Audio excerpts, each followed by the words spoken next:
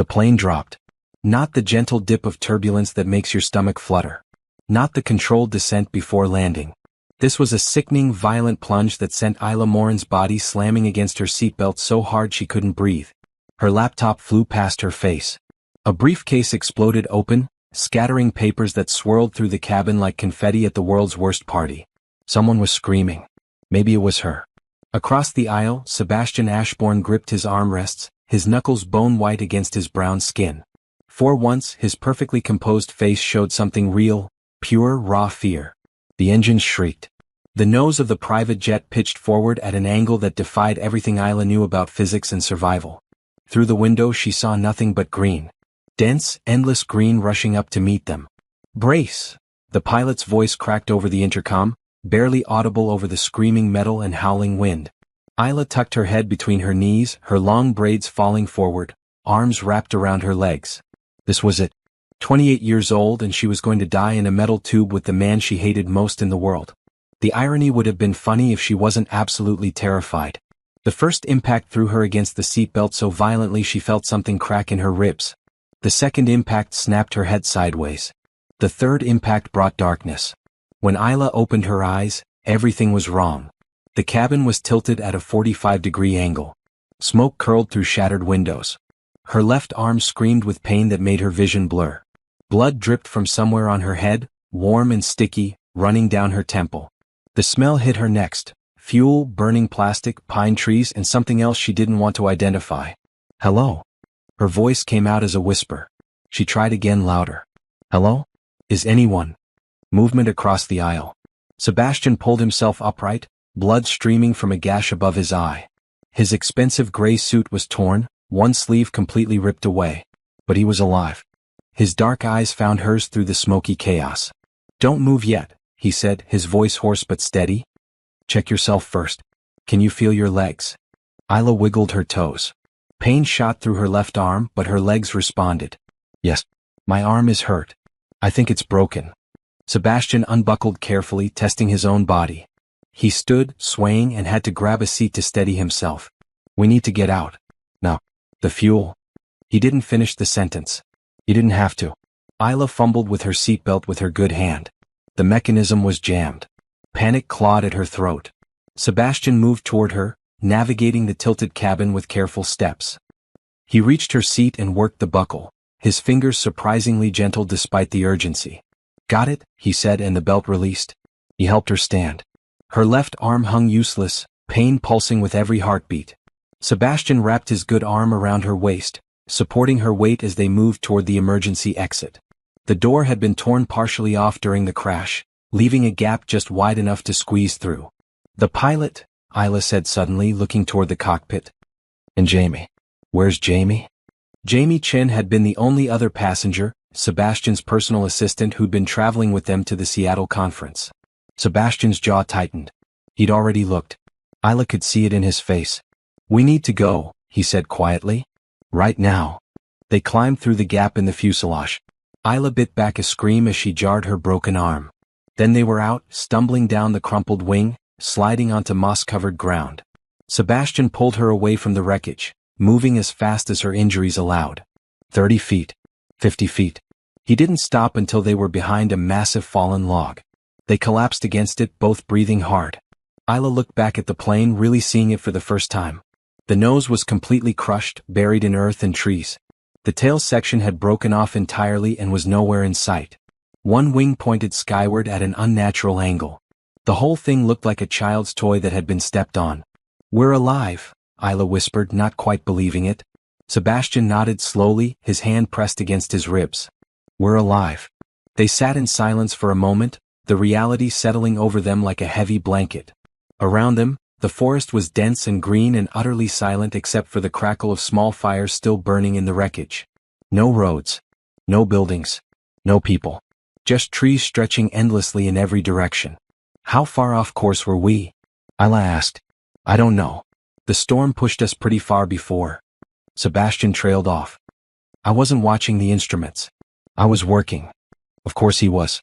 Sebastian Ashbourne was always working. Cold, distant, brilliant Sebastian who'd built his tech company from nothing and treated his employees like cogs in a machine. Isla had worked as a designer in his company for 2 years, and in that time she'd seen him smile maybe 3 times.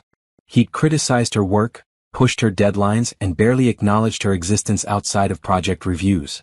And now they were the only 2 people left alive from that plane. "My phone," Isla said suddenly, reaching for her pocket. It was shattered, the screen a spiderweb of cracks. She pressed the power button anyway. Nothing. Sebastian pulled out his own phone. Same result. "The ELT should have activated," Sebastian said, more to himself than to her. "The emergency locator transmitter. Search and rescue will pick up the signal." "How long does that take?" "Hours. Maybe a day if we're in a remote area." Isla looked around at the towering trees, the dense undergrowth, the complete absence of any signs of civilization. "I think we're in a remote area. Before you scroll past this moment, can you honestly say you'd know how to survive if everything you relied on was suddenly ripped away?" If this story makes you think about resilience, about second chances, about finding connection in the most unexpected places, please subscribe and comment below. What would you do if you crashed in the wilderness with someone you couldn't stand? I'd love to hear your thoughts. Sebastian stood carefully, wincing. "We should inventory what we have. Check the plane for supplies before it gets dark." "Is that safe?" "The fuel. The immediate danger has passed. But we need water, first aid supplies, anything that can help us survive until rescue arrives." Isla let him help her up. Her arm throbbed with every movement, but she pushed through it. They approached the wreckage cautiously. The cockpit was inaccessible, crushed beyond recognition. Isla tried not to think about the pilot, about Jamie.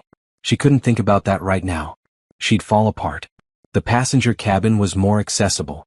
Sebastian climbed back inside while Isla kept watch, though she wasn't sure what she was watching for. He emerged 10 minutes later with a small pile of items. A first aid kit, 3 bottles of water, a torn jacket, a lighter, and 2 protein bars. "That's it?" Isla asked. "Most of it's destroyed or inaccessible. The luggage was in the tail section, which was somewhere else entirely. This will have to do." He sat beside her and opened the first aid kit. "Let me look at your arm." Isla extended it slowly. Even that small movement made her gasp. Sebastian examined it carefully, his touch surprisingly gentle. Up close, she noticed things she'd never paid attention to before. The scar on his left eyebrow, the silver starting to thread through his black hair at his temples, the way his hands shook slightly despite his calm demeanor. "Definitely broken," he said. "I'm going to splint it. This will hurt. Everything already hurts." He almost smiled. Almost. He found 2 straight sticks near the log and used strips torn from his already ruined shirt to fashion a crude splint. Isla bit her lip hard enough to taste blood, but she didn't cry out. Sebastian worked efficiently, like he'd done this before. "Where'd you learn first aid?" she asked through gritted teeth. "My father took me camping every summer when I was young. He insisted I learn survival skills." He tied off the final knot. "I haven't used them in 15 years. There was something in his voice, some old pain that Isla recognized even through her own agony. But before she could ask, he was already moving on, cleaning the gash on his own forehead with antiseptic from the kit. The sun was getting lower. Isla could see it slanting through the trees, casting long shadows across the forest floor. The temperature was already dropping. "We need shelter," Sebastian said. "And a fire. Do you know how to do that?" "I remember some of it." Not exactly reassuring, but it was better than nothing. They spent the next hour gathering materials. Sebastian found a spot between 2 large trees with overhead cover from their branches. He built a frame from fallen branches while Isla, one-handed, gathered pine needles and moss for insulation. It wasn't much, just a lean-to structure that would barely fit both of them, but it was something. The fire took longer. Sebastian's hands were shaking worse now, probably from shock setting in, and the lighter's flame was weak. But finally, blessedly, a small fire caught and held. Orange light flickered across their makeshift camp as true darkness fell. They sat on opposite sides of the fire, each wrapped in their own thoughts. The forest around them came alive with sounds, rustling, hooting, distant howls that made Isla's skin crawl. She pulled the torn jacket tighter around her shoulders. "Are there bears here?" she asked. "Probably." "That's comforting. Lying won't help us." No, she supposed it wouldn't. That was Sebastian, blunt, practical, impossible to read. Even now, after everything, his face was a mask. She wondered what he was feeling, if he felt anything at all about what happened. About Jamie and the pilot. About being stranded in the middle of nowhere with an employee he barely tolerated. "Get some rest," Sebastian said. "I'll keep the fire going." You need to rest too. I will. In a bit. Isla was too exhausted to argue. She crawled into the lean-to, every muscle screaming in protest. The ground was hard and cold beneath her, and she could feel every root and rock. But exhaustion was a powerful thing. Despite the pain, despite the fear, despite everything, her eyes grew heavy. Her last conscious thought was that tomorrow they'd be rescued. Tomorrow helicopters would come. Tomorrow this nightmare would end. She had no idea how wrong she was. Isla woke to darkness and cold. For a confused moment she didn't know where she was. Then the pain in her arm reminded her and everything came flooding back. The crash. The forest. Sebastian. She sat up carefully in the lean-to. Outside, the fire had burned down to embers, giving off barely enough light to see by. Sebastian sat beside it, feeding small twigs to keep it alive. He looked exhausted, his shoulders slumped, but his eyes were alert, scanning the darkness beyond their little circle of light. What time is it? Isla asked, her voice rough. Around 3, I think. Go back to sleep.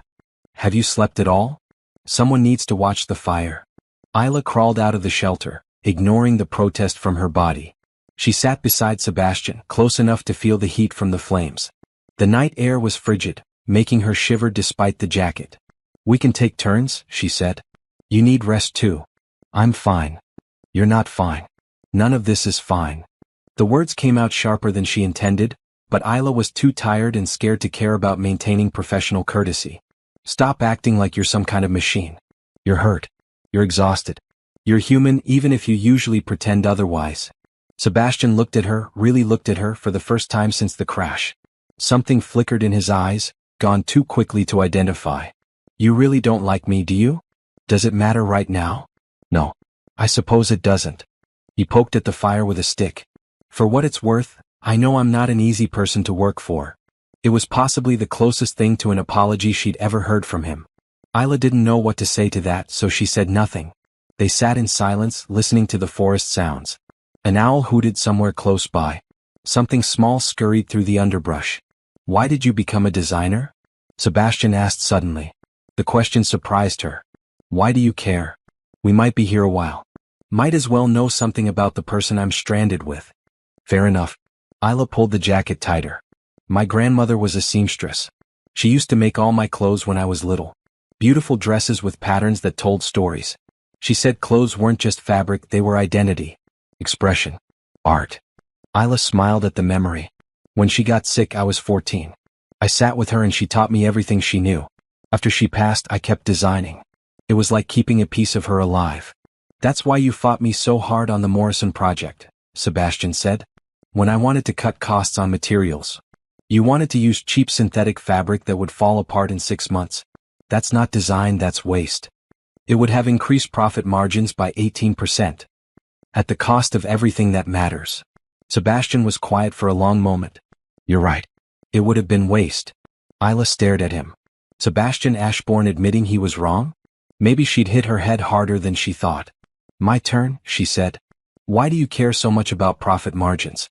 You have enough money to last 10 lifetimes. Why push so hard? Because if I stop moving, I'll have to think about things I don't want to think about. The words came out flat, emotionless, but Isla heard the truth beneath them. Like what? Like the fact that I built an empire but don't have anyone to share it with. Like the fact that I'm 37 years old and can't remember the last time I had a real conversation with someone. Like the fact that I turned into my father, the one thing I swore I'd never do. The honesty shocked her. This wasn't the Sebastian she knew, the cold CEO who ran meetings like military operations and never showed weakness. This was someone else, someone raw and real and clearly struggling with his own demons. You can sleep, Isla said softly. I'll watch the fire. You're injured.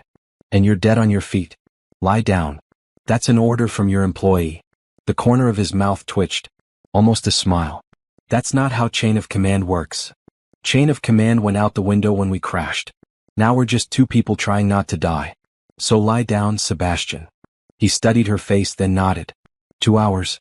Then you wake me. Deal. Sebastian stretched out near the fire, using his suit jacket as a pillow. Within minutes, his breathing deepened into sleep. Isla watched him for a moment, this complicated man she'd spent 2 years resenting. In sleep, the harsh lines of his face softened. He looked younger, more vulnerable. Almost peaceful. She fed the fire carefully, keeping it steady but not too large. The hours passed slowly. Cold seeped into her bones despite the flames.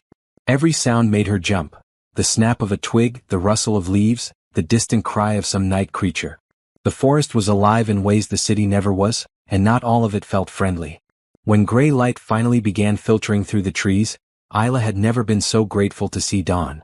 Sebastian stirred, sitting up quickly, instantly alert. "You let me sleep too long," he said, checking the sky. "You needed it." He didn't argue. They shared one of the protein bars and a bottle of water, making it last. The water was almost gone. That was going to be a problem soon. "We need to find water," Sebastian said, echoing her thoughts. "And we should stay near the crash site. Search and rescue will look here first.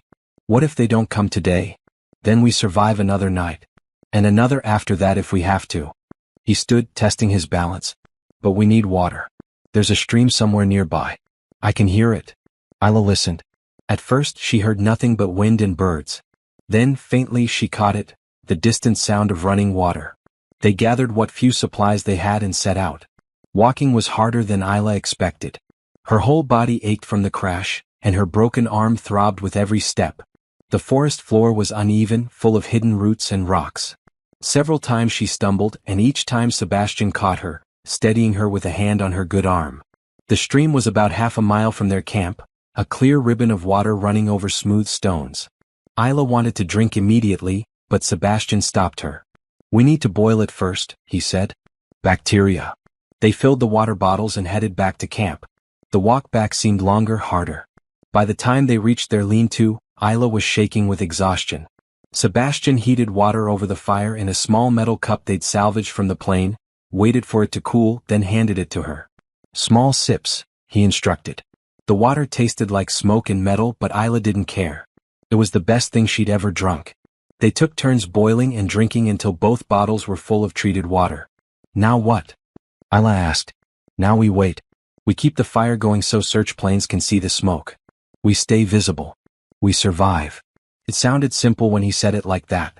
But as the sun climbed higher and no helicopters appeared, as the day stretched on with no sign of rescue, simple started to feel impossible. They fell into an unspoken routine. Sebastian kept the fire going and made trips to the stream. Isla, limited by her broken arm, gathered what she could one-handed. Dry wood, edible-looking plants, pine needles for bedding. They didn't talk much. There was nothing to say. By late afternoon, Isla's stomach was cramping with hunger. The second protein bar was gone, eaten at midday. That left one bar and no idea when rescue would come. "I can try to catch fish," Sebastian offered, seeing her discomfort. "With what?" "My hands." Primitive but possible. He was gone for over an hour. When he came back, his shirt was soaked and he was empty-handed. "The water's too cold and fast. I couldn't get close enough." That night was harder than the first. Hunger gnawed at Isla's stomach. Her arm hurt worse somehow, the pain constant and grinding. She lay in the lean-to trying not to cry, trying to stay strong. But fear was creeping in, cold and insidious. What if no one was coming? What if they died out here? "Isla." Sebastian's voice came from outside the shelter. "Come sit by the fire." She didn't want to move, but something in his tone made her obey. She crawled out and sat beside him. The fire crackled between them, warm and alive. "Tell me about Atlanta," he said. "You grew up there?" "Why?" "Because sitting here in silence thinking about how hungry we are isn't helping anyone. So tell me, what was it like?" So Isla told him. About her neighborhood where everyone knew everyone. About summer nights on her grandmother's porch, the air thick and warm, fireflies dancing in the darkness. About her mother's garden, the way tomatoes tasted when you picked them right off the vine. About learning to braid hair in her best friend's kitchen, fingers flying while they gossiped and laughed. And Sebastian listened. Really listened. When she finished, he told her about growing up in Oregon, about forests like this one where his father taught him to identify animal tracks and edible plants. About cold rivers and star-filled skies and feeling like the world was infinite and full of possibility. What changed? Isla asked. Life. Loss. The usual things that break people. He stared into the fire. You should sleep. Tomorrow will be better. Isla didn't believe him. But she was too tired to argue. She went back to the shelter and closed her eyes, listening to the crackle of fire and the endless sounds of the forest. Tomorrow, she thought. Tomorrow rescue will come. But deep down she was starting to doubt it. Day 3 dawned gray and cold.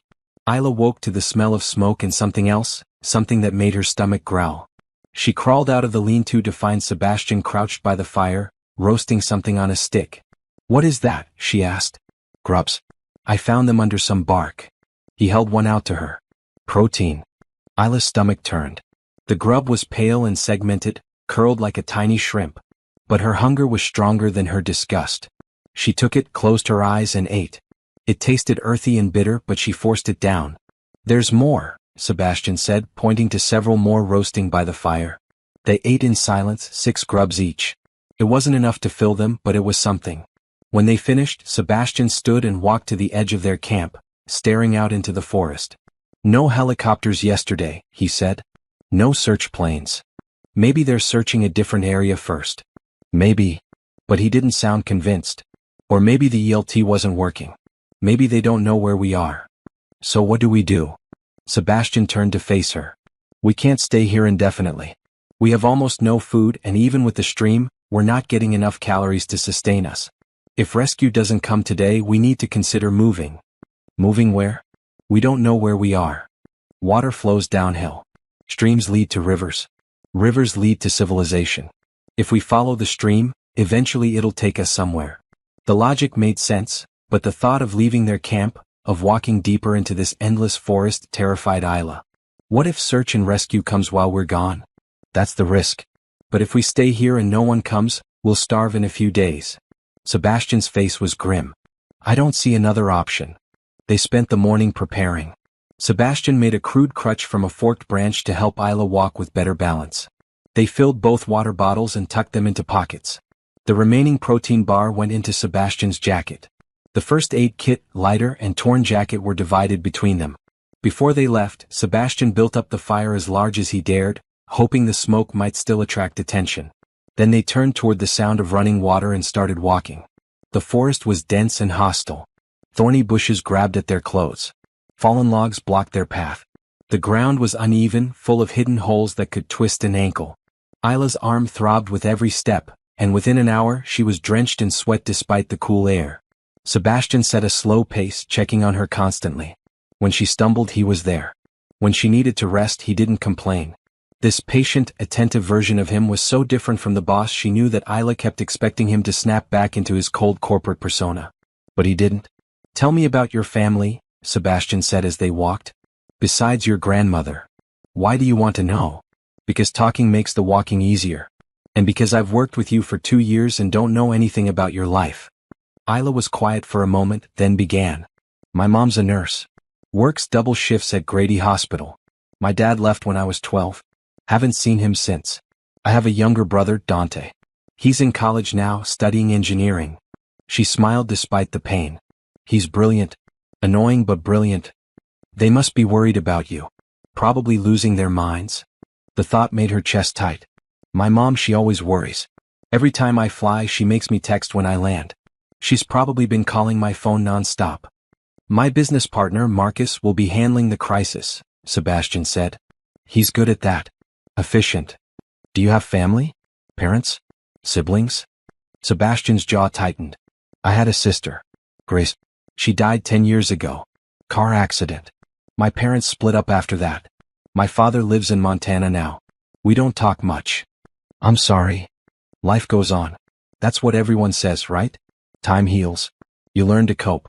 All the meaningless phrases people use when they don't know what else to say. There was bitterness in his voice, old and deep. Isla recognized it. She'd felt the same way when her father left, when people said he'd come back, that everything would be fine. Empty words that didn't change the emptiness inside. Grace was 23, Sebastian continued, his voice soft. She was in her last year of law school. Brilliant, funny, full of life. She was driving home for Christmas when a drunk driver crossed the center line. He was silent for a long moment. "I was supposed to pick her up from the airport. I got caught up in a work meeting. Told her to take a cab. If I'd just left the meeting, if I'd been there? It wasn't your fault. Everyone says that too. Doesn't make it feel less true." Sebastian pushed aside a low-hanging branch. "After she died, I threw myself into work. Built the company into what it is now. Told myself success would mean something, would make sense of it somehow. But it didn't. It just made me cold. Isla understood now, the walls he built, the distance he kept. Grief did that sometimes. It froze you from the inside out, made you afraid to feel anything because feeling meant remembering, and remembering hurt too much. My father leaving broke something in me too, Isla admitted. Made me afraid to trust people. Made me think I wasn't worth staying for. I throw myself into design because creating something beautiful feels like proof that I matter. They walked in silence after that, both lost in their own thoughts. But something had shifted between them. The confessions had cracked their walls just a little, let in some light. By midday they reached a wider part of the stream where water pooled in a calm eddy. Sebastian helped Isla sit on a flat rock, then knelt beside the water, studying it.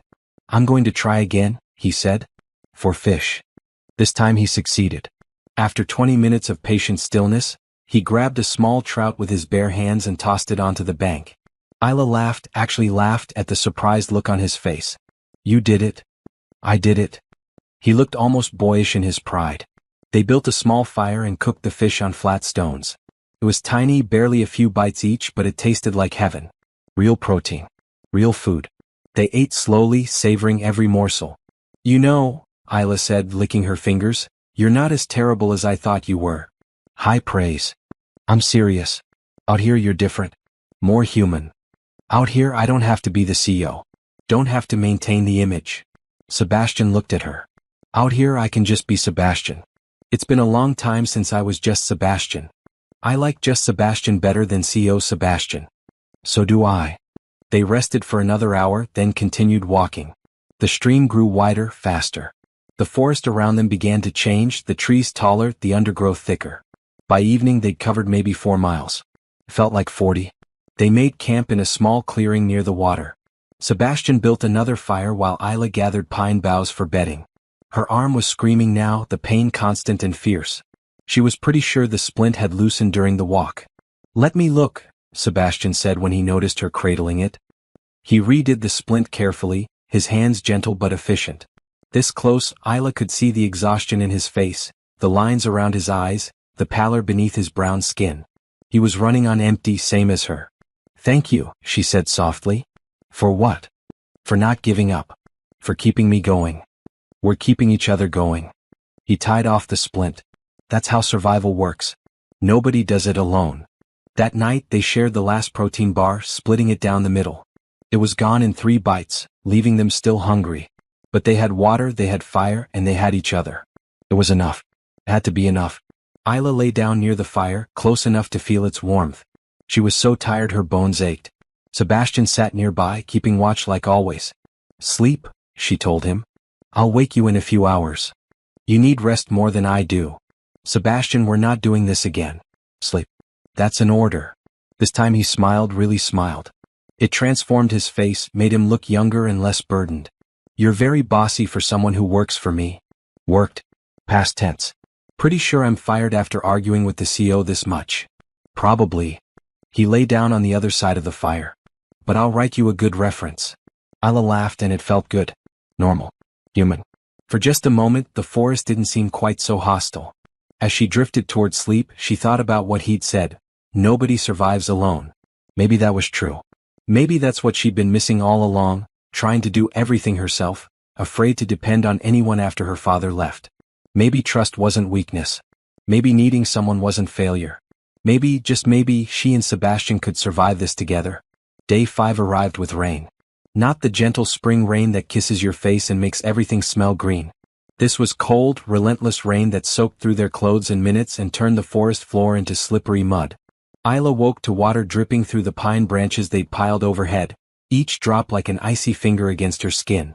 We need to move, Sebastian said, already packing their meager supplies. His voice was hoarse, scratchy. He'd been coughing since yesterday. Are you sick? Just a cold. I'm fine. He wasn't fine. Isla could see it in the way he moved, slower than before, in the flush across his cheekbones that had nothing to do with exertion. But they couldn't afford for him to be sick. They couldn't afford any weakness. They walked through the downpour, following the stream that had swollen to twice its normal size.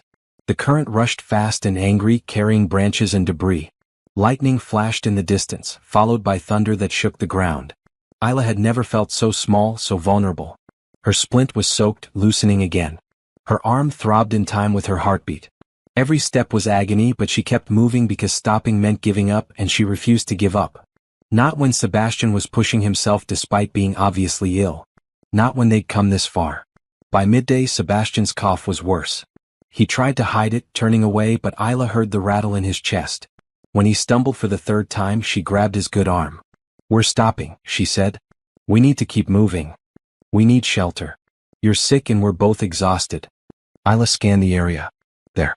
That overhang. A rocky outcrop created a small cave, barely deep enough to crouch in but dry. They crawled inside, dripping and shivering. Isla tried to start a fire, but everything was too wet.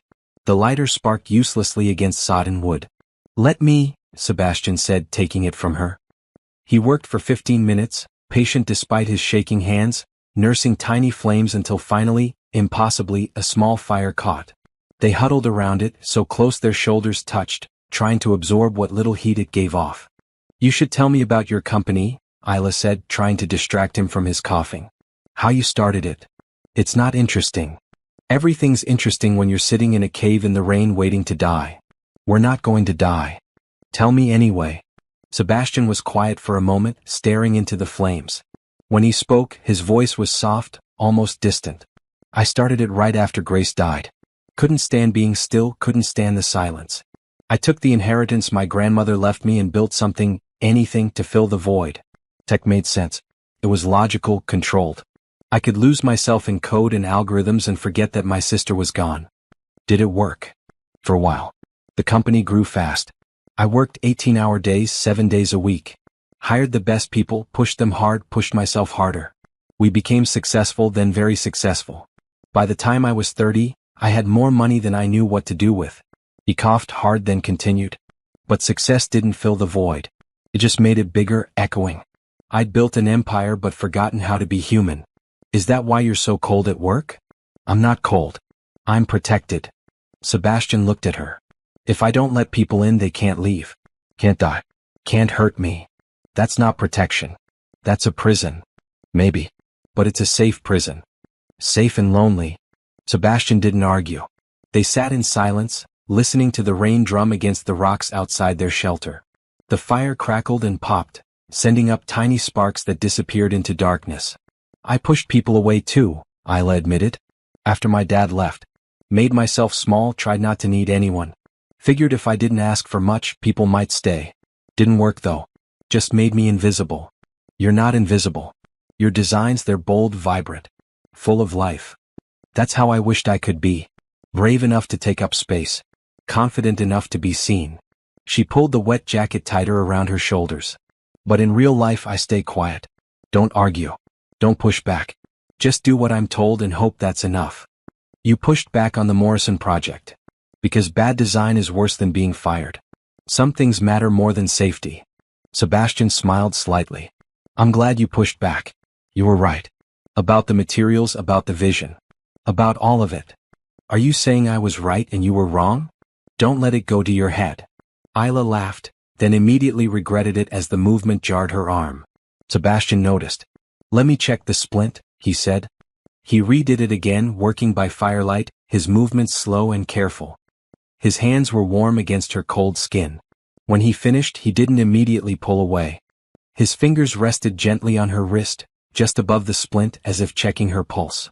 "Thank you," Isla said, "for taking care of me.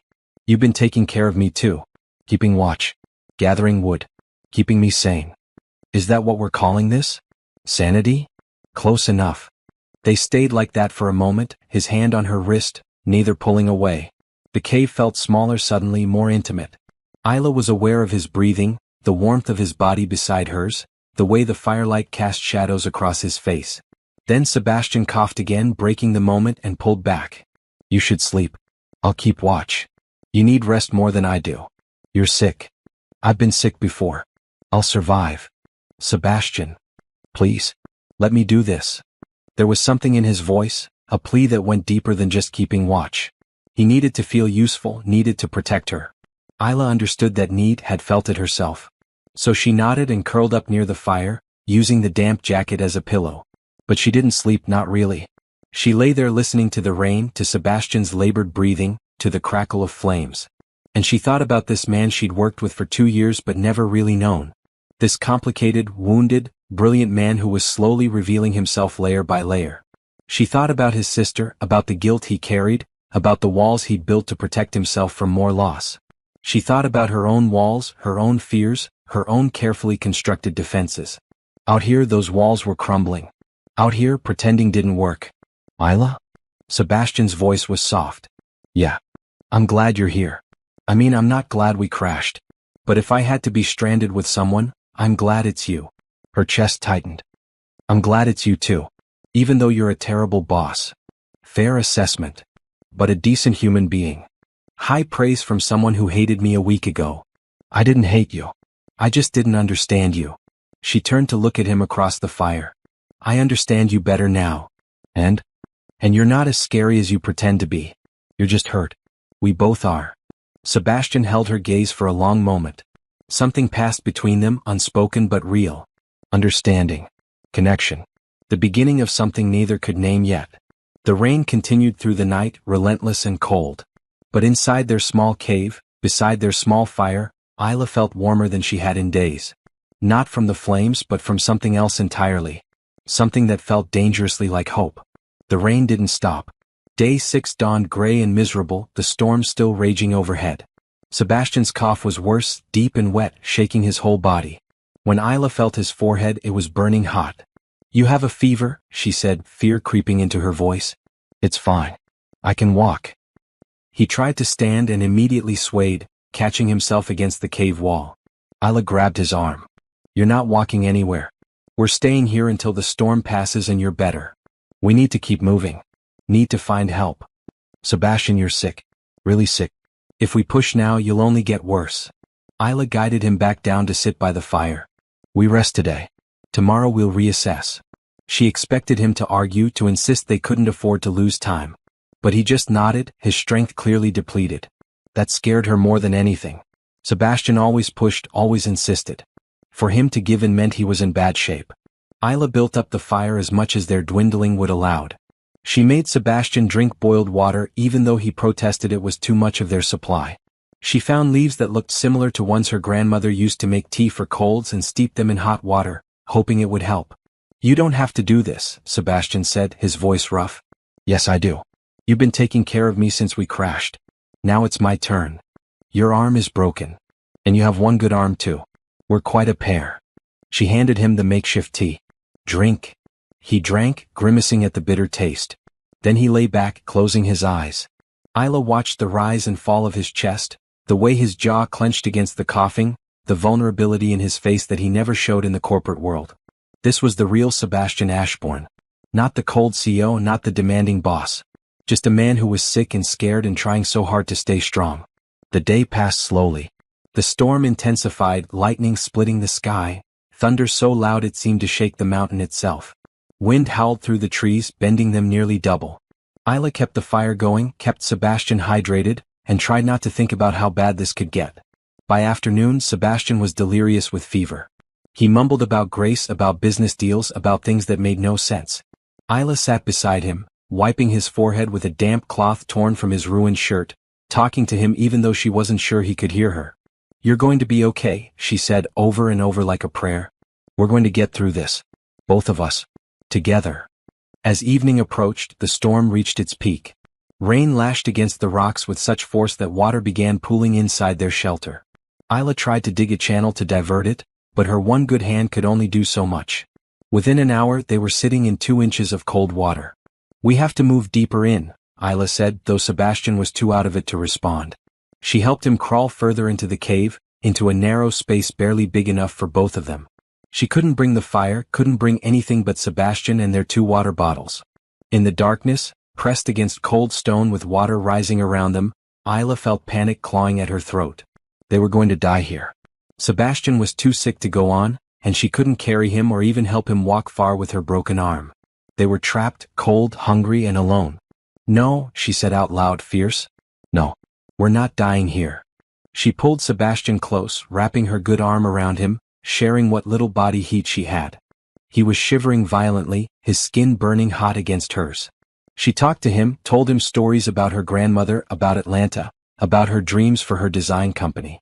She didn't know if he heard, but she kept talking anyway. When we get out of here, she said, I'm going to design the most beautiful collection ever. Bold colors, strong lines, clothes that make people feel powerful. And you're going to help me launch it. Not as my boss, but as my friend. As someone who believes in me. Sebastian stirred slightly, his eyes fluttering open. Isla? I'm here. Right here. Cold? I know. I'm sorry. She held him tighter. The storm will pass. It has to pass. Might not make it. Yes, you will. You're too stubborn to die in a cave. You're Sebastian Ashbourne, remember? You built an empire from nothing. A little fever isn't going to stop you. Not scared of dying. Scared of leaving you alone. The words hit her hard. In all their time together, through all the walls and distance, he'd never said anything that vulnerable, that honest. You're not leaving me, Isla said firmly. We're in this together. That's what you said, remember? Nobody survives alone. Together, he repeated, then his eyes closed again. Isla held him through the longest night of her life. The storm raged outside, water continued to rise, and Sebastian's fever burned like a furnace. She sang songs her grandmother taught her, old gospel songs about faith and hope and morning coming. She prayed to whatever might be listening. She refused to let go. Somewhere in the darkest hours, Sebastian's fever broke. His skin cooled, his breathing steadied, and he fell into real sleep instead of delirious mumbling. Isla felt tears of relief running down her face. Thank you, she whispered to the darkness, to God, to fate, to whatever force had let him survive. Thank you. When dawn finally came, the storm had passed. Pale sunlight filtered into the cave, revealing the destruction. Their supplies were scattered, the fire long dead, but they were alive. Both of them. Sebastian opened his eyes, clear and focused for the first time in a day. You stayed. Of course I stayed. Where else would I go? You could have left. Saved yourself. I wouldn't have blamed you. I wasn't leaving you. Isla brushed wet hair from his forehead. We're in this together, remember? Sebastian reached up with his good hand and cupped her cheek. The gesture was so gentle, so unexpected that Isla's breath caught. They stared at each other in the weak morning light, something shifting between them, something deepening. Thank you, he said softly. For not giving up on me. Thank you for not dying on me. He smiled, weak but genuine. Deal. They crawled out of the cave into a washed-clean world. The forest sparkled with raindrops, the stream ran clear and fast, and the air smelled fresh and new. It felt like a rebirth. They were exhausted, hungry, still hurt. But they were alive. And somehow, impossibly, they were more than just survivor and survivor. They were becoming something else. Something that felt a lot like friends. Or maybe something even more. Day 7 brought sunshine and decisions. Isla woke to find Sebastian already up, attempting to rebuild their fire. He moved slowly, still weak from his illness, but his eyes were clear and determined. She crawled out of the cave, every muscle protesting. How are you feeling? She asked. Like I got hit by a truck. But alive. He glanced at her. Thanks to you. We took care of each other. That's what this is now.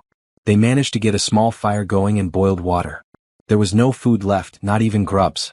Isla's stomach had stopped growling days ago, replaced by a hollow ache that never went away. She knew they couldn't sustain this much longer. We need to move today, Sebastian said, reading her thoughts. Follow the stream. Find help. Are you strong enough? I have to be. We're out of options. He was right. They gathered what little they had left. 2 water bottles, the lighter, the first aid kit with its remaining bandages and antiseptic. The torn jacket. Nothing else. 7 days ago, Isla would have laughed if someone told her she'd survive on so little. Now it felt like plenty. They started walking, slower than before but steady. The storm had changed the landscape. Fallen trees blocked their path, forcing detours. The stream had carved new channels through the earth. But the sun was warm on their faces and that felt like a gift. Tell me more about your design dreams, Sebastian said as they walked. What would your first collection look like? Isla was surprised he remembered their fever dream conversation. Bold colors.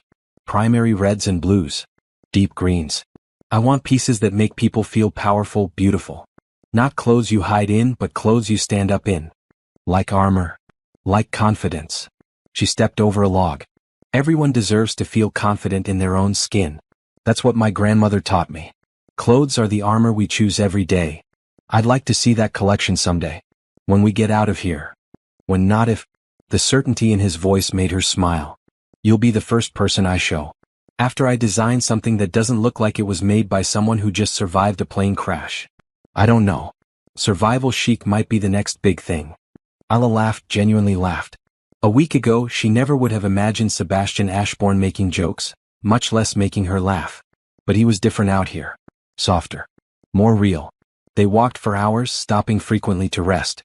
Sebastian tired easily, his illness having taken a toll. But he never complained, never suggested stopping for good. He just pushed forward step by step. Around midday they found berry bushes. Actual food. Isla wanted to cry with relief. They ate slowly, savoring each berry, the sweetness exploding on their tongues. It wasn't enough to fill them, but it was something. Best meal I've ever had, Sebastian said, purple juice staining his lips. Better than that fancy restaurant you took clients to? The one with the Michelin stars. That was work. This is survival. Completely different. They picked as many berries as they could carry in cupped hands, eating as they walked. The sugar gave them energy, made the afternoon easier. By evening they'd covered more ground than any day since the crash. They made camp beside the stream in a spot where someone had clearly camped before. There were stones arranged in a fire circle, flat ground that had been cleared of debris. Signs of human presence. This is a good sign, Sebastian said, building a fire in the existing circle. People have been here. That means we're getting closer to civilization. That night, sitting by the fire, Isla felt something she hadn't felt since the crash. Hope. Real, genuine hope that they might actually survive this. Can I ask you something? She said. Anything.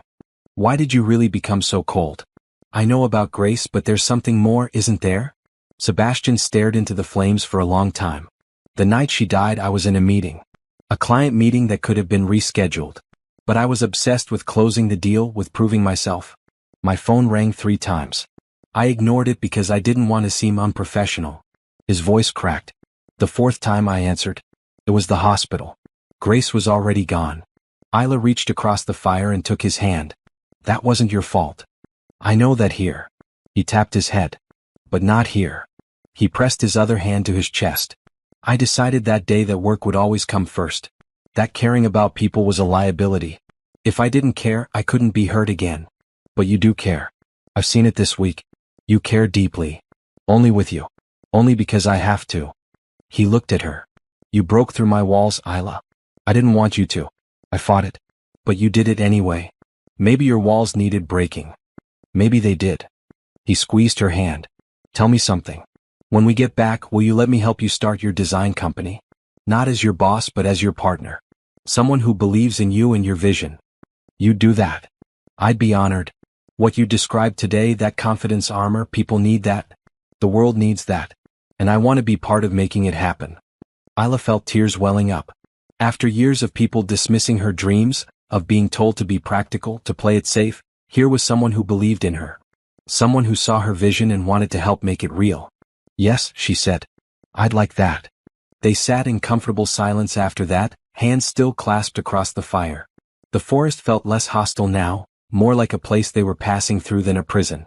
The stars came out, brilliant and countless, painting the sky with light. I used to love stargazing, Sebastian said. My father and I would camp and he'd teach me constellations. After Grace died, I couldn't look at stars anymore. They reminded me of her. What about now? He looked up at the sky and Isla saw his face soften. Now they remind me that beauty still exists. That there's still wonder in the world even after loss. Grace would want that for you. She'd want you to see beauty again. I think she would. And I think she'd like you. He smiled at Isla. She always said I needed someone who wasn't afraid to challenge me. Someone who'd keep me honest. I can definitely do that. I'm counting on it. As they settled down to sleep, Isla realized something had changed between them. They weren't just 2 people surviving together anymore. They were 2 people who'd seen each other's deepest wounds and hadn't looked away. 2 people who'd chosen to stay to care despite the risk. She looked across the fire at Sebastian, watching him sleep. His face was peaceful, the harsh lines smoothed away. He'd survived a plane crash, illness, and a week in the wilderness. But more than that, he'd survived his own walls coming down. And so had she. Tomorrow they'd keep walking. They'd find help. They'd return to the world. But something between them had shifted permanently. Something neither would forget, no matter what happened next. Day 9 dawned with fog so thick Isla could barely see Sebastian across their camp. "We should wait for this to clear," he said, poking at the fire. "We've been walking for days. How much longer can we survive on berries and hope?" "As long as we have to." But his voice lacked its usual confidence. They were both losing weight rapidly, their clothes hanging loose. Isla's broken arm had healed enough that she could move her fingers without screaming, but she was still effectively one-handed. Sebastian's cough had returned, softer but persistent. They needed to find civilization soon, or they wouldn't make it at all. By mid-morning the fog began to lift. They packed their meager supplies and started walking. The stream had widened significantly, now more of a small river. That had to be a good sign. Rivers meant towns, meant people, meant rescue. They'd been walking for maybe 2 hours when Sebastian stopped suddenly, his hand shooting out to grab Isla's shoulder.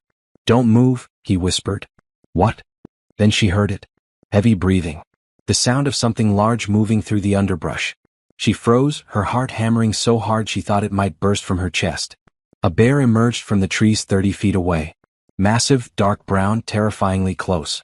It hadn't seen them yet, was focused on something near the river. But any second it would notice them, and then Isla's mind raced through everything she'd ever heard about bears. Play dead? Run.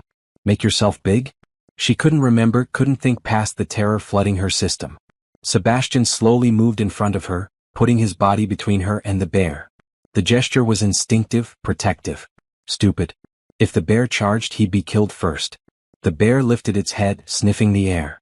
Then it looked directly at them. Time stopped. The bear was huge, powerful, could tear them apart in seconds. Isla pressed against Sebastian's back, her good hand clutching his torn shirt. She could feel his heart racing, matching her own. "Back away slowly," Sebastian whispered. "Don't run. Don't make eye contact." They took one step backward. Then another. The bear watched them but didn't move. 3 more steps. 4. The bear snorted, pawed at the ground. "It's going to charge," Isla breathed. "Keep moving. Slow." But the bear turned away, returning its attention to whatever it had been doing by the river. They kept backing up, step by agonizing step, until they were far enough to turn and walk quickly away. Even then, Isla kept looking over her shoulder, expecting to see the bear charging after them. They didn't stop until they'd put at least a mile between themselves and that spot.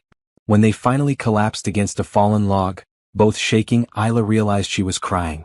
"We're okay," Sebastian said, pulling her close. "We're okay. You stepped in front of me. You could have been killed. So could you. I wasn't going to let that happen. That was stupid. Brave and stupid. Welcome to my entire approach to this situation." He was trying to joke, but his hands were shaking as much as hers. They sat there for a long time, holding each other, the adrenaline slowly fading. Isla realized she was tucked perfectly against Sebastian's side, his arm around her shoulders, her head against his chest. It felt natural, right, like they'd been holding each other for years instead of days. "I was terrified," she admitted. "Me too. More terrified than I've ever been, including the crash. Because this time I had something to lose." He pulled back to look at her. "I had you to lose." The words hung between them, heavy with meaning. Isla looked up at him, at his dark eyes that had been so cold when she first met him but now showed everything he felt. Fear. Relief. Something deeper that neither had named yet. "Sebastian. I know we agreed to see if this was real when we got back. To take it slow, figure out what we feel without the survival pressure. But I need you to know." He cupped her face with his hand, his thumb brushing her cheek. "What I feel isn't because of the situation. It's because of you. The way you never gave up. The way you stayed with me when I was sick. The way you challenge me and believe in me and make me want to be better." "I feel it too," Isla whispered. "I tried not to. Tried to tell myself it was just the circumstances, the intensity. But it's not. It's you. The real you that you've been hiding all this time." They leaned toward each other slowly, giving each other time to pull away. But neither did. When their lips met, it was soft, gentle, perfect. The kiss tasted like hope and promises and new beginnings. When they pulled apart, Sebastian rested his forehead against hers. "We're going to make it out of here. Together. And when we do, I'm taking you to a proper dinner. Somewhere nice. Anywhere with food that isn't berries or grubs sounds nice." He laughed, and the sound was free, unguarded. "Deal. And then we're starting your design company. And I'm going to be a better person, a better boss. Someone Grace would be proud of. She'd be proud of you now. You saved my life. You saved mine first. In the cave during the storm. I would have died if you hadn't stayed. Then we're even. We're more than even. We're. He trailed off, searching for the right word. Partners, Isla finished. In survival and in life. Partners. I like that. They sat together until the fear fully faded, replaced by something warmer. Then they stood and continued walking, hand in hand now, no longer pretending this was just about survival. By evening they heard something that made them stop dead. Voices. Human voices in the distance. Do you hear that? Isla whispered, afraid to hope. I hear it. Come on. They moved quickly, following the sound. Through the trees they saw something that made Isla's knees go weak with relief. A hiking trail. An actual marked trail with a wooden sign.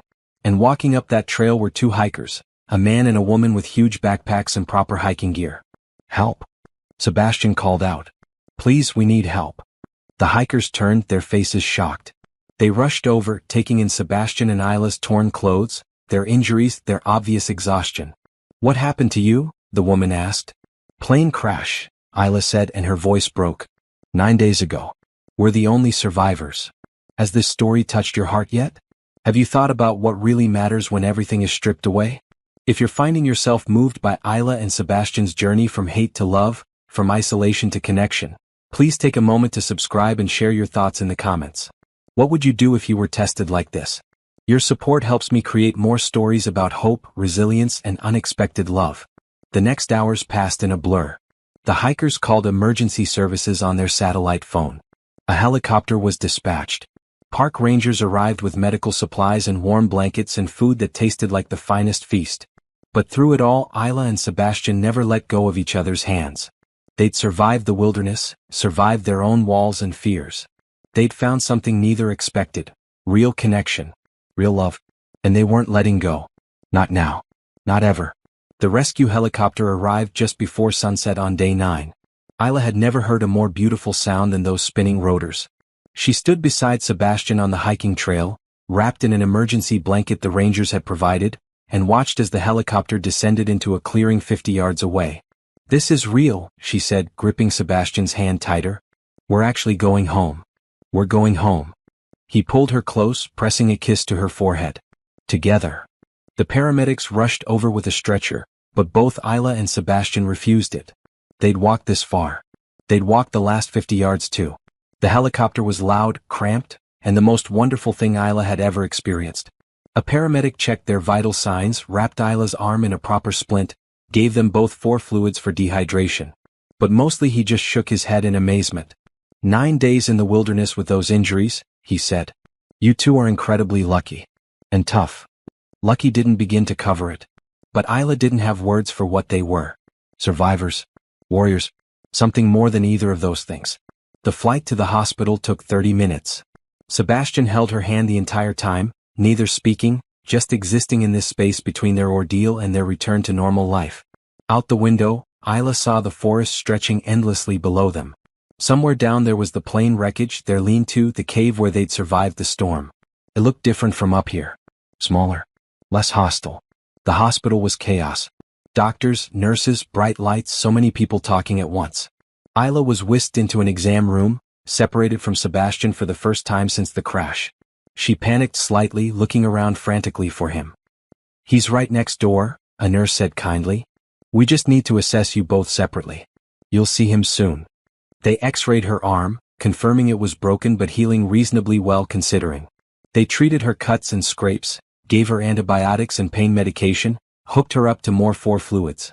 A doctor asked her questions about the crash, about their survival, taking notes for his report. But all Isla wanted was to see Sebastian, to make sure he was really okay, that this wasn't some fever dream. Finally, after what felt like hours but was probably only one, a nurse led her to a private room. Sebastian was already there, sitting on the edge of a hospital bed wearing a clean gown, his arm in a proper sling, bandages on his forehead. He looked up when she entered, and his whole face transformed with relief. Isla. He stood, meeting her halfway across the room, pulling her into a careful hug. Are you okay? What did they say? Broken arm is healing. Dehydration, malnutrition, minor cuts and scrapes. Nothing that won't heal. She pulled back to look at him. What about you? Cracked ribs, pneumonia from the fever, same dehydration and malnutrition. They want to keep us both overnight for observation. He touched her face gently. But we're going to be fine. Both of us. The door burst open and a woman rushed in, followed closely by a younger man. Isla's mother and brother. Her mother took one look at her and burst into tears, pulling Isla into a hug so tight it hurt her injuries. Isla didn't care. She hugged back just as fiercely, breathing in her mother's familiar scent, feeling her brother's arms wrap around them both. "We thought you were dead," her mother sobbed. "They said the plane crashed and there were no survivors reported and I thought." "I'm here, Mama. I'm okay. I'm here." They held each other and cried, releasing 9 days of fear and worry and grief that hadn't needed to happen. When they finally pulled apart, Isla saw Sebastian standing awkwardly to the side, giving them privacy. "Mama Dante, this is Sebastian. He saved my life." "We saved each other," Sebastian corrected quietly. Isla's mother looked at him, then at their joined hands, and something knowing passed across her face. "Thank you for bringing my daughter home. Thank you for raising someone strong enough to survive." More people arrived over the next hour. Sebastian's business partner, visibly relieved. A representative from the airline. A detective who needed their statements about the crash. Through it all, Isla and Sebastian kept finding each other's eyes across the room, grounding themselves in each other's presence. When everyone finally left and the hospital quieted for the night, a nurse reluctantly informed them they needed to go to separate rooms for observation. Isla felt panic rising again. "Can we have just a few minutes?" Sebastian asked. "Please." The nurse looked between them, saw something in their faces and nodded. 10 minutes. Then you both need rest." When they were alone, Sebastian pulled Isla close, just holding her in the quiet hospital room. Through the window, the city lights sparkled, civilization spreading out endlessly. So different from the dark forest that had been their whole world for 9 days. "I'm scared," Isla admitted. "Of what?" "That this will fade. That when we're back in the real world, with real problems and real life, that what we found out there won't survive." Sebastian pulled back to look at her. "What we found is real, Isla. More real than anything I've felt in 10 years. The forest didn't create these feelings. It just stripped away the walls that were hiding them. Promise me we won't go back to how we were. Distant and professional and pretending." "I promise. No more pretending. No more walls." He kissed her softly. "We're partners, remember? In survival and in life." "Partners," she agreed and felt peace settle over her. They held each other until the nurse returned, gently insisting they needed rest. As Isla was led to her room, she looked back at Sebastian one more time. He raised his hand in a small wave and she saw everything she needed in his eyes. Trust. Hope. Love. They'd survive the impossible. Whatever came next, they'd face it together. That night, in a clean hospital bed with pain medication dulling her aches, Isla slept deeply for the first time since the crash. No nightmares about the plane dropping, no fears about bears or starvation. Just peaceful, healing sleep. Because she knew with absolute certainty that everything was going to be okay. They'd made it. They'd survived. And the hardest part was over. Or so she thought. 3 months later, Isla stood outside Sebastian's office building, her hand resting on the door. So much had changed since the crash. Her arm had healed completely, the cast finally removed 2 weeks ago. She'd gained back the weight she'd lost and then some, her mother insisting on feeding her constantly. The nightmares had faded, therapy helping her process the trauma. Physically, she'd recovered. Emotionally was more complicated. She and Sebastian had been texting constantly since leaving the hospital. Long conversations about everything and nothing. Plans for her design company. Jokes about their terrible wilderness survival skills. Late-night calls when the nightmares came. But they hadn't seen each other in person. He'd been dealing with the aftermath of the crash, lawsuits, investigations, restructuring his company. She'd been healing, spending time with family, starting to design again. Now they'd finally arranged to meet for lunch. At his office. In the place where their story began, where she'd been just another employee and he'd been the cold boss she couldn't stand. Isla took a deep breath and walked inside. The lobby was exactly as she remembered. Sleek, modern, expensive. The receptionist looked up and smiled. "Isla Morin? Mr. Ashbourne is expecting you. Top floor." The elevator ride felt eternal. Isla checked her reflection in the mirrored walls. She'd chosen her outfit carefully, a dress from her new collection, one of the first pieces she'd designed since the crash. Deep emerald green, bold lines, exactly the kind of confidence armor she'd told Sebastian about. Her braids were styled up, her makeup subtle. She looked good. Professional but powerful. So why was she so nervous? The elevator doors opened to reveal Sebastian's executive floor. But something was different. The sterile gray walls had been painted a warm cream. Plants filled the corners. Photos of employees hung in the hallways instead of generic corporate art. It felt alive, human. Sebastian's assistant, a new one since Jamie had died in the crash, greeted her warmly. "He's in his office. Go right in." Isla walked to the familiar door and knocked. Her heart was racing. Ridiculous. She'd survived a plane crash with this man. Why was a lunch meeting making her hands shake? "Come in." She opened the door and there he was. Sebastian stood by the window and for a moment they just stared at each other. "You look good. Healthy." He'd grown his hair out slightly and there was warmth in his eyes that hadn't been there before. He was wearing a blue shirt instead of his usual gray, and she remembered telling him in the forest that he should wear more color. "Isla." He crossed the room in 3 strides and pulled her into a hug. Not a professional handshake, a real hug. She melted into it, breathing in his cologne, feeling the solid warmth of him. "Real. Here. Safe." "Hi," she said against his chest. "Hi yourself." He pulled back, his hands on her shoulders, looking her over. "You look incredible. That dress. From my new collection. Do you like it?" "I love it. It's exactly what you described. Confidence armor." He smiled, that full genuine smile she'd first seen in the forest. "You're going to change the fashion industry." They sat on the couch in his office, not at his desk. More personal, equal. Sebastian had ordered lunch from a nice restaurant, nothing too fancy but better than hospital food and definitely better than grubs. "Tell me everything," he said. "How are you really?" So Isla told him. About the therapy sessions where she'd cried about Jamie and the pilot. About reconnecting with her brother, really talking for the first time in years. About designing again, how the act of creating something beautiful had helped her heal. About the nightmares that still came sometimes, always about the moment the plane started to fall. Sebastian listened to everything, his attention completely focused on her. This was so different from the boss she'd known before, the one who'd barely looked up from his computer during meetings. This Sebastian was present, engaged, real. "Your turn," she said. "How are you?" He was quiet for a moment. "Dealing with a lot of guilt. About Jamie, about the pilot.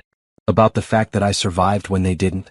My therapist says survivor's guilt is normal, but it doesn't make it easier." He looked at her. "The only thing that helps is knowing I didn't survive alone. That you're here too. We survived together. That's important. It's everything." He took her hand. "I've been making changes. To the company, to my life. I hired someone to actually manage operations so I'm not working 18-hour days. I've been reaching out to old friends, rebuilding connections I'd let die. I visited my father in Montana. We talked for the first time in years, really talked." "How did that go?" "Hard. Good." He said Grace would be proud of the man I'm becoming. Sebastian's voice caught. "I think he's right. I think she would be. I know she would be." They ate lunch talking about lighter things. Sebastian told her about the investigation into the crash, about how it had been mechanical failure, nothing anyone could have prevented.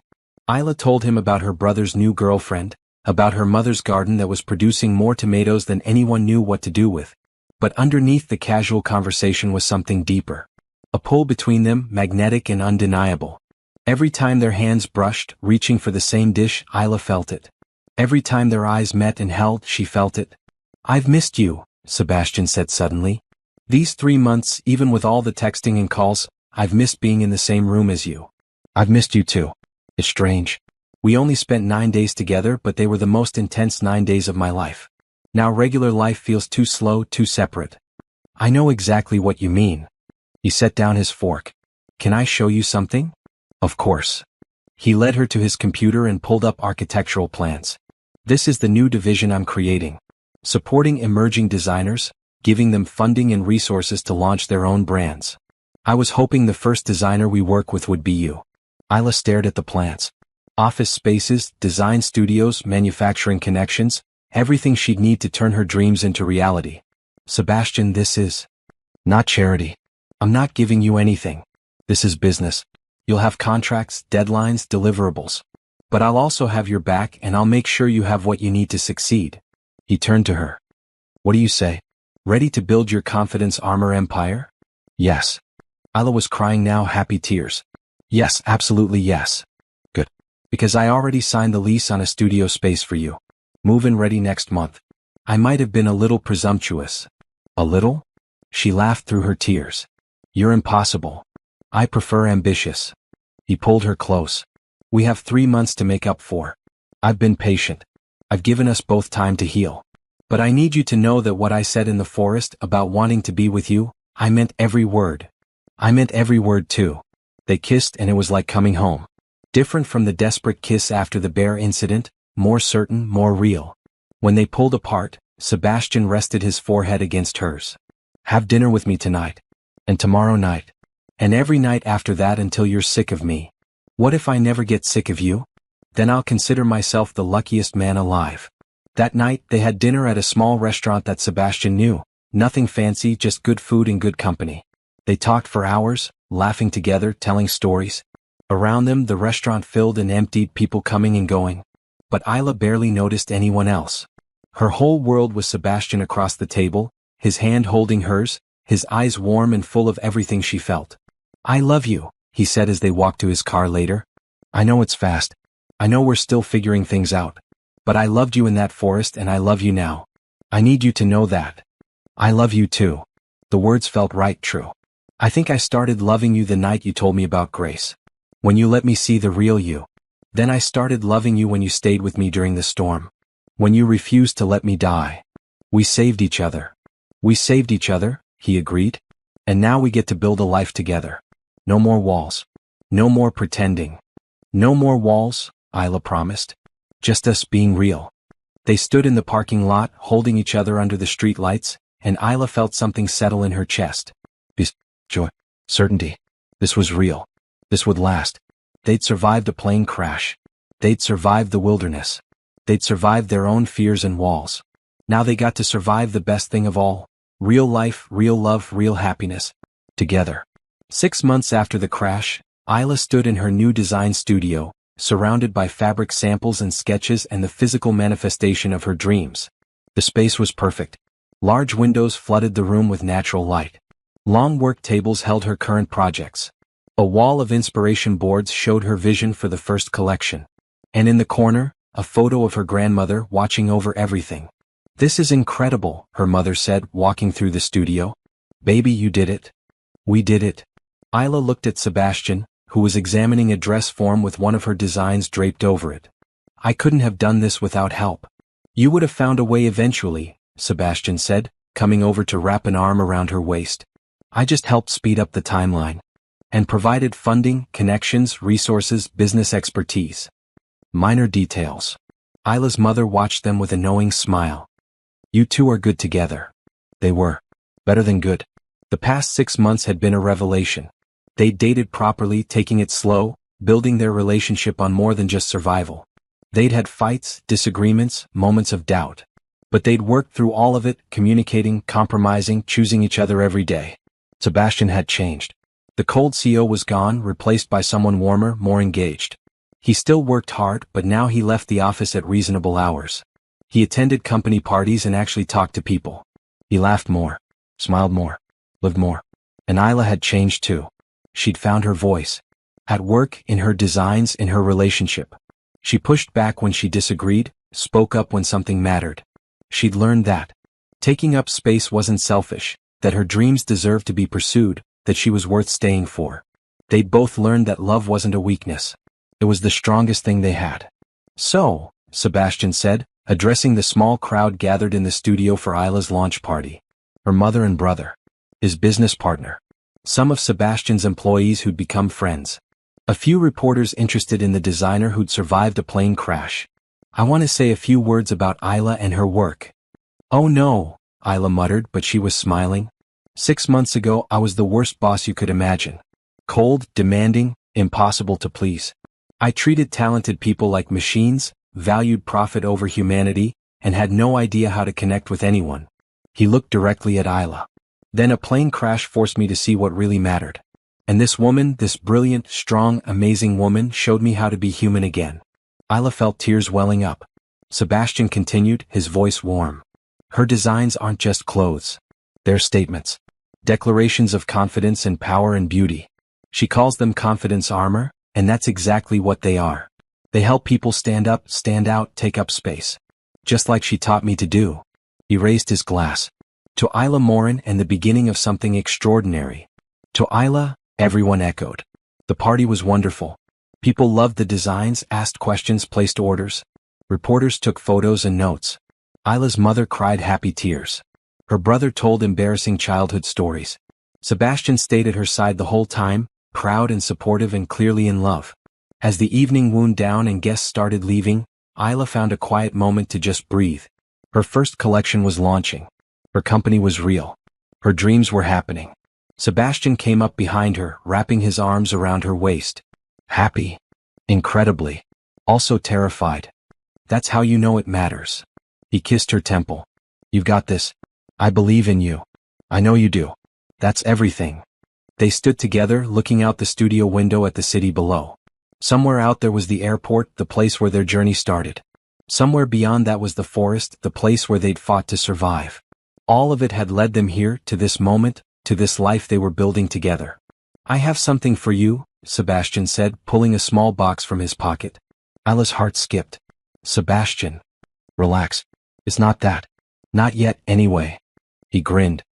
Though when I do ask, I already know you'll say yes. Confident. I learned from the best.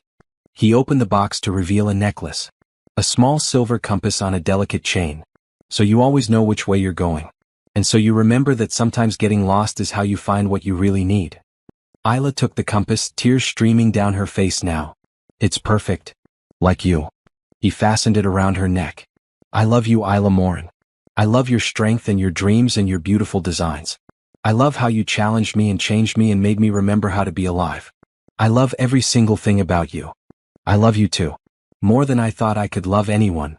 She turned in his arms to face him. You showed me it's okay to need someone. That trust isn't weakness and love isn't a liability. You showed me who I could be when I stopped hiding.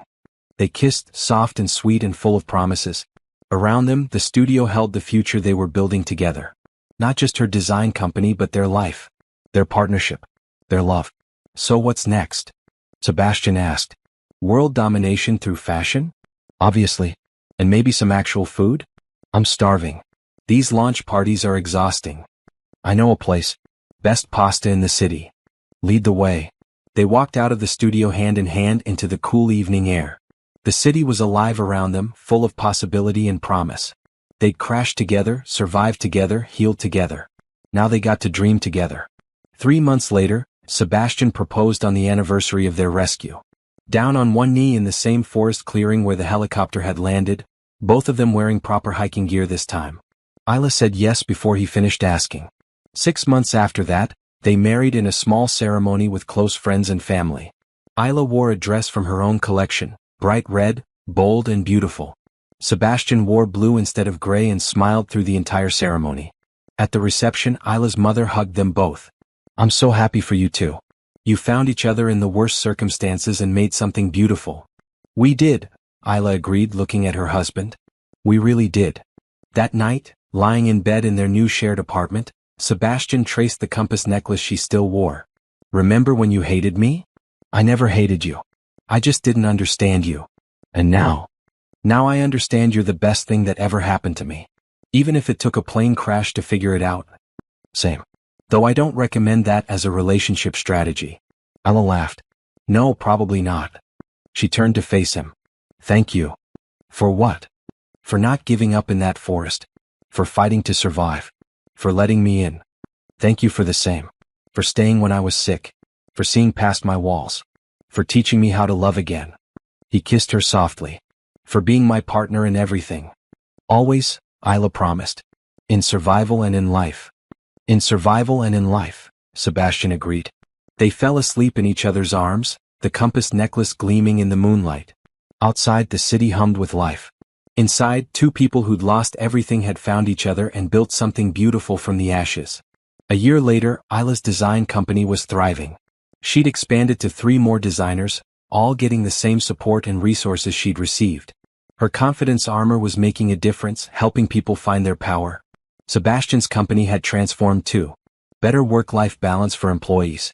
Support for creativity and innovation. A culture of respect and humanity.